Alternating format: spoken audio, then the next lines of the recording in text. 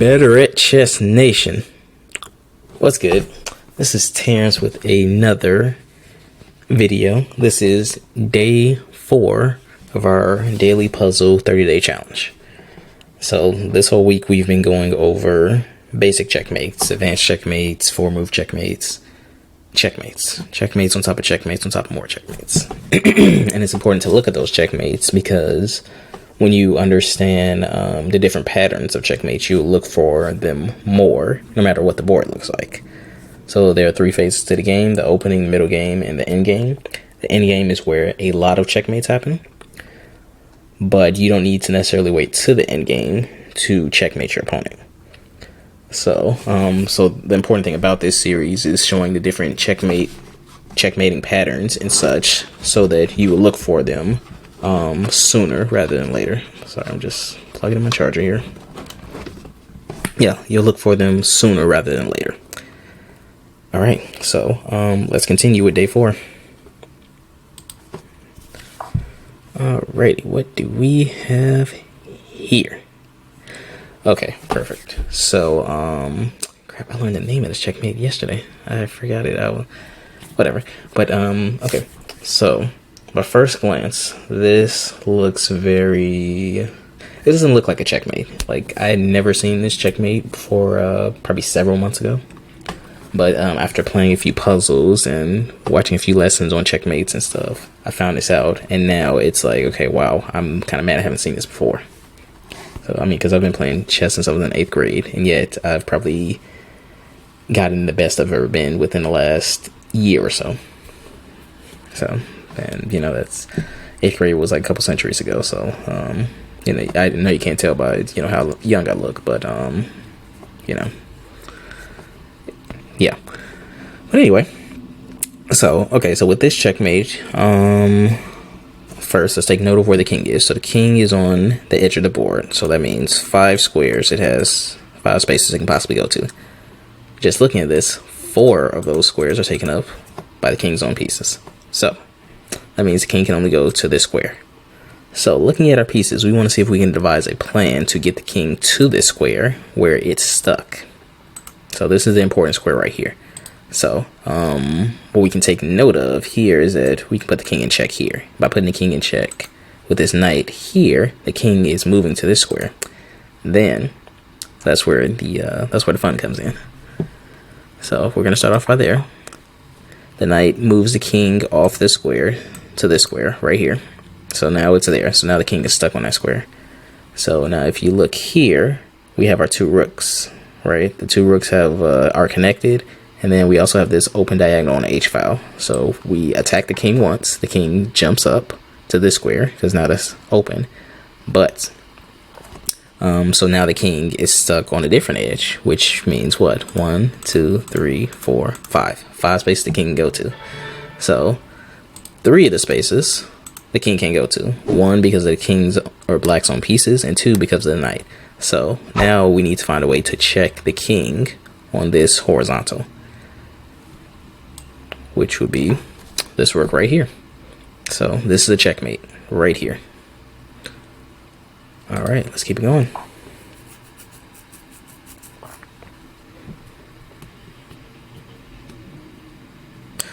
Okay, so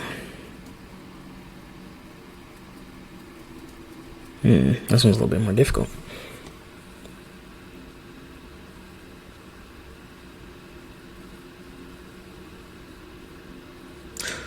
Okay, so what do we need to do here? So we need to... Okay, so here's what I'm saying. So the king is on the edge. 1, 2, 3, 4, 5. Right?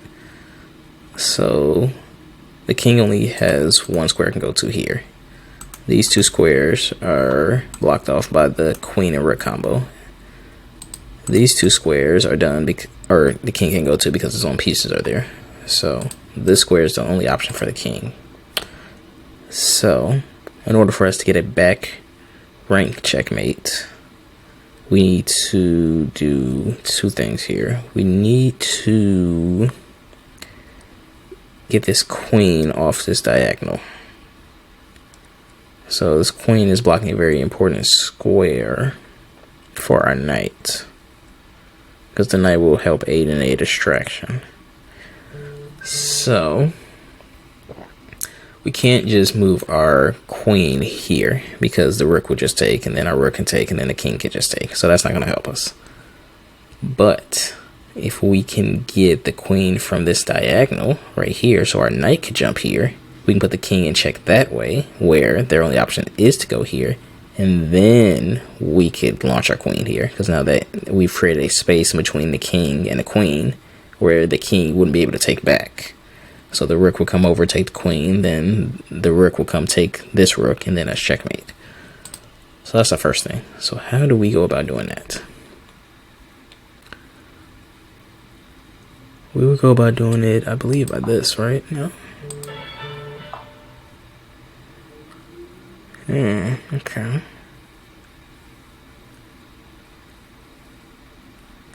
Okay, maybe that's not the idea in this one.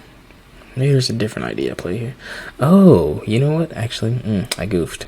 Okay, so what I was saying was true. We do need to get the king to this square.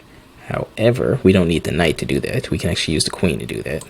Our queen jumps here, then the king moves over. Then we move our queen down one. That's putting the king in check and forking the rook. The rook has to come over and take it because the king is in danger. And then we bring the rook down. That's checkmate. So that is the proper way to do it. So any other way might have well, it seems like any other way wasn't going to work. Okay, let's look at another one here. Okay, so this one is white to move. So okay, so the king and rook checkmate. It's not hard per se. It does take some time and practice to do. So, and then something you want to do is you want to make sure you don't stalemate the king. Now, the closer the king is in the corner, the easier it will be to stalemate him. So, luckily, this king isn't in the corner. So, what's the best way to go about this? If we check the king can go here or here. And we can go there. If the king goes here. And then it would either go here or here. If it goes to the corner, we bring our rook this way, because that king can only come back here, and then we get him a checkmate. So let's see. Okay, well, they're not going to go over it, but this is the start of a checkmate.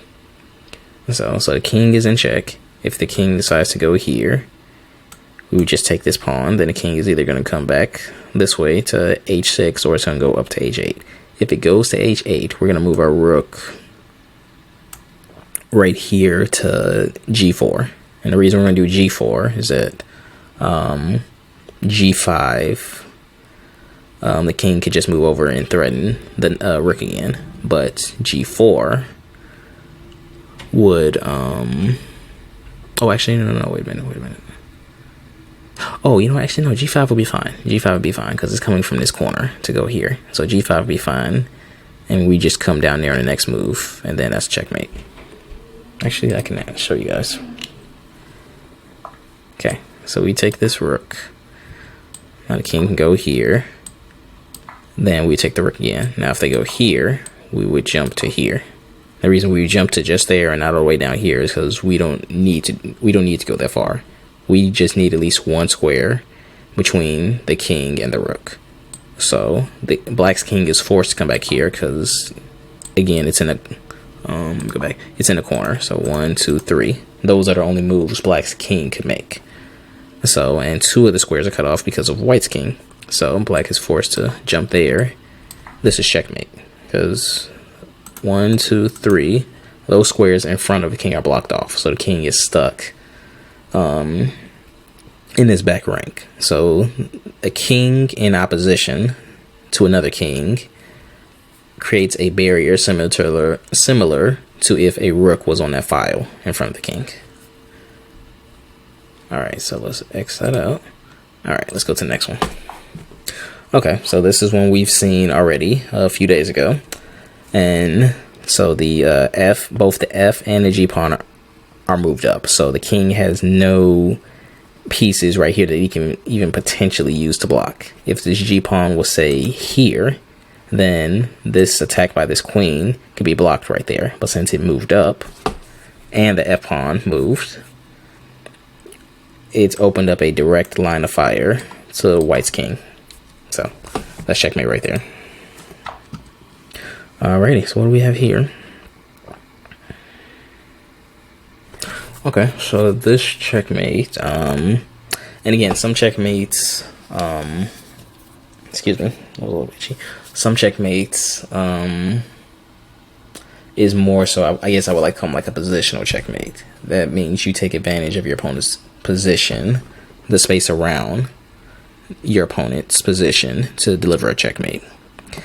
Like in this case, checkmate is here. The reason it's here is like this rook is coming down, protecting this pawn that the king could take. But the king also can move to this square because this pawn is protecting that square. So this is what I would call like a, I guess, a spatial or positional checkmate.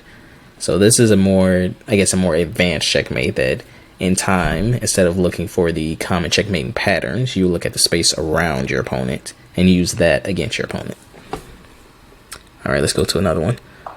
Okay. Okay, so this one,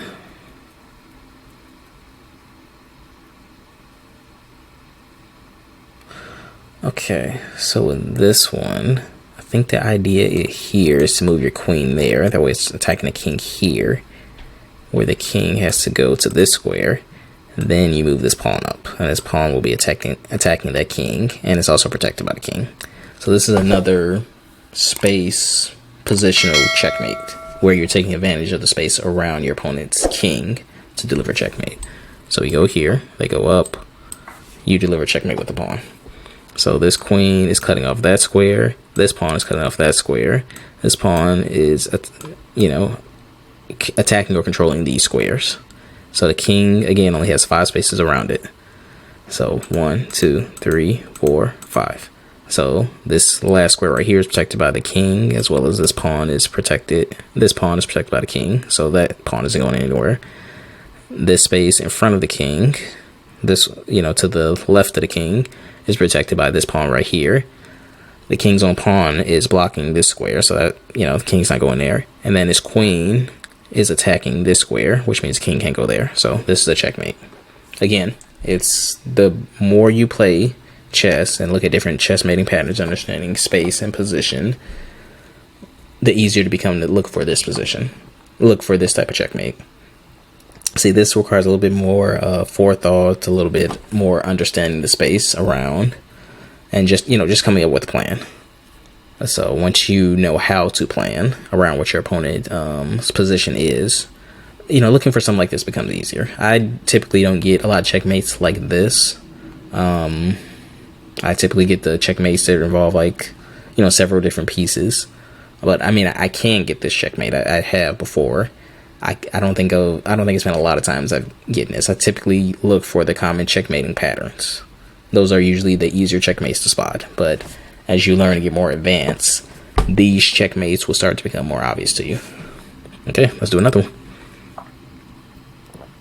Okay. All right, so let's take note of where our opponent's king is. So our opponent's king is in the center of the board, which means they have 1, 2, 3, 4, 5, 6, 7, 8 squares surrounded by it. So let's look and see where the king could possibly go.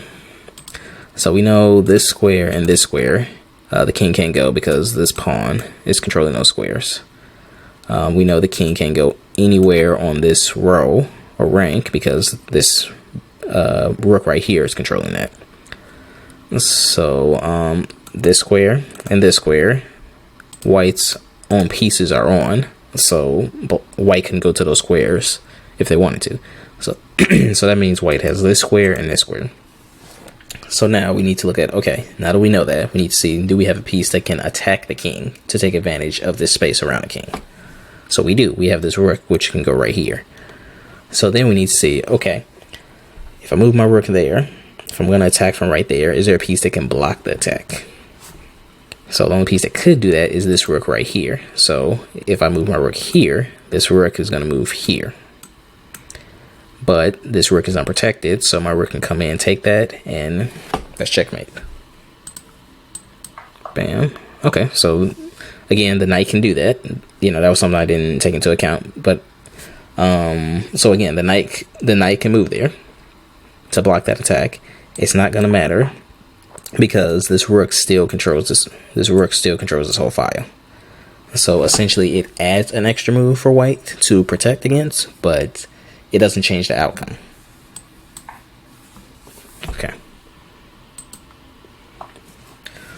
Alrighty, so this one.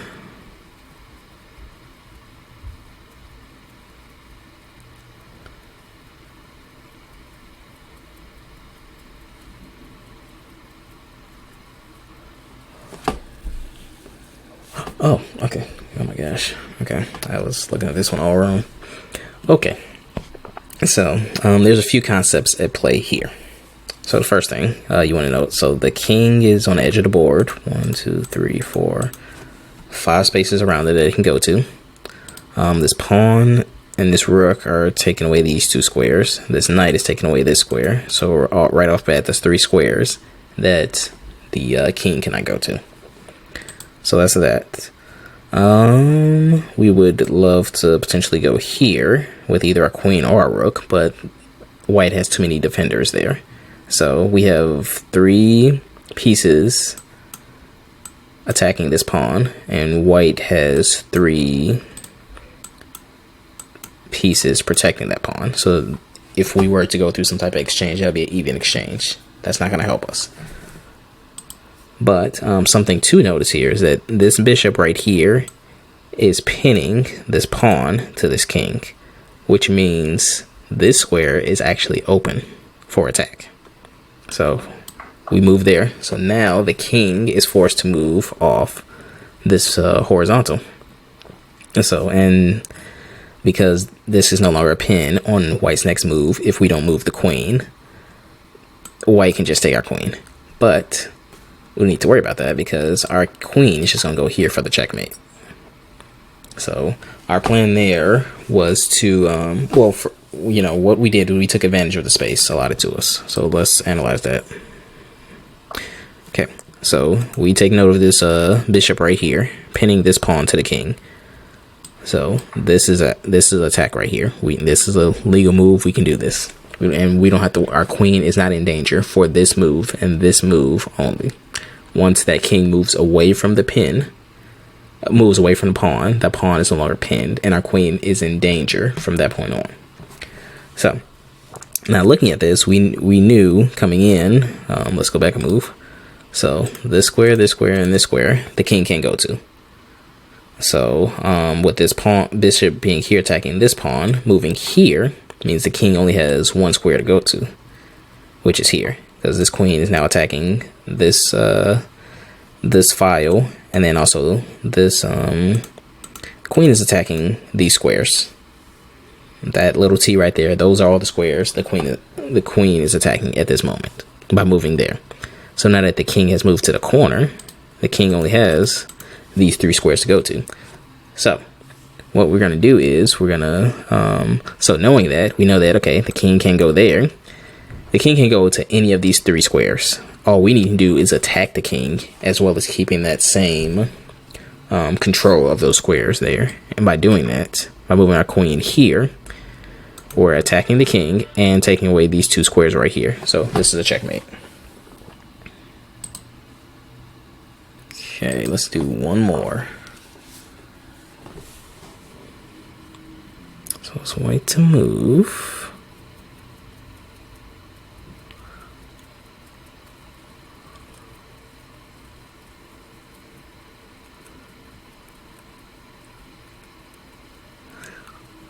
I'm wondering, is this an actual okay, so here's what I see. So I see a fork here. So I see this rook attacking this pawn, this rook attacking this rook, and then this bishop coming here to attack the king, and this rook that's going to be here. Let's see if that's it. Okay, it is it. So I see that. So that's not really a checkmate, but it's putting you in a position, a better position to get a checkmate, because now black is left with a king and a pawn. So I'm not really going to go through this one because this one is a little bit more advanced. This checkmate isn't easy to see, but I will say this pawn right here can now march down this row as long as it's protected by this other pawn, or if this king decides to keep going and move out here and eventually you can gain opposition against black's king, this pawn can march down the board safely because this bishop is protecting the square that it needs to go to. Alright, so let's do one more. So I want to give you guys one that's the actual checkmate here. Okay, so this one is another 2-rook checkmate. So first we can kind of take note of our own king. So as you can see, like, our king is in the center of the board. The center of the board, especially an open center, is a dangerous place for your king to be. That's why as soon as you can castle, you want to castle. So as you can see, it's a lot going on right here. This queen is backing up this pawn right here. This rook is ready to come here, where if you take the rook, because you'll have to take the rook or risk your rook getting taken. Yeah, I mean, it's just a lot going on here. So if this rook comes here, you're in check. You can choose to take with your rook, which white would then take with the pawn, become a queen, which means you have to move there, and then they'll bring this queen down here, and then that's just, that's a 2-queen checkmate. Or that rook can come there. You can choose to just move here, and then this will pawn move down, promote to a queen, and then you're gonna be in checkmate. Well, in 2 moves, your king could obviously move here, but you can just move that queen up 1, or you can bring your queen down here, and then all of a sudden that diagonal that the king is on is cut off, and that's checkmate. So that's the situation based on the landscape of the board right now. So white is in a pretty good position. Well, they have a pretty good attacking position. I'm not going to say they're in a good position. They're preparing to launch a attack that we can visibly see is very dangerous. So we need to make sure that attack doesn't happen. Now, from white's standpoint, their king is not in a better position at all whatsoever. So we have these 2 rooks connected, and they're eyeing down this f-file, and we can get a 2-rook checkmate here. And the 2-rook checkmate, I'll have to show it in another video, but 2-rook checkmate is essentially you want to keep your 2 rooks staggered. That means if you have you have a rook on this square, your other rook wants to be on a different file or rank, but not lined up like these rooks are, because they need to be able to change position. They need to be able to continuously check the king in a staggering way so they don't interfere with each other. Now, if you had a queen and a rook, it will be fine if they're kind of lined up, because the queen can move on diagonals. Rooks can't move on diagonals, which is why they need to be staggered so they don't interfere with each other. So our rook is going to go there. Okay, their move was to bring that knight out the corner. So now what is white to do here, or black to do? Black has to keep control and tempo here.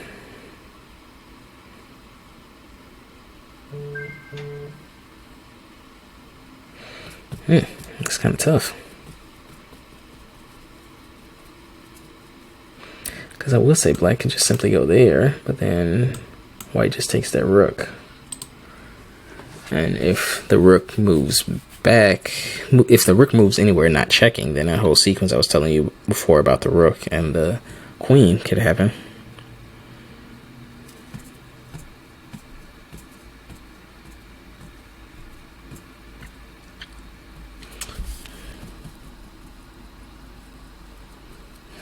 Okay, we don't want that to happen, but how do we guard against that?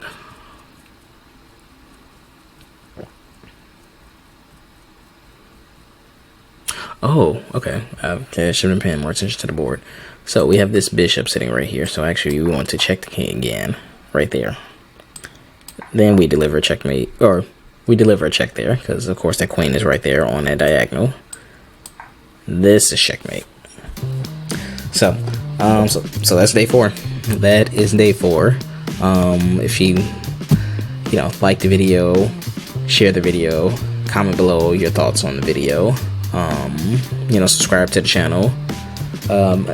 Also, comment below if you have any ideas for what you want next week's daily puzzle series to be on. So I want to keep putting out these videos to give you guys to help show some of the logic behind the moves, some of the techniques and stuff in chess, because those will help you get better at chess. Well, yeah, they'll help you get better at chess. That's all you need to know. That's why it's important. It will help you get better at chess. But that's all I have for you guys today. So we're gonna keep marching on. So until then, I will see you guys in the next video. Catch you later.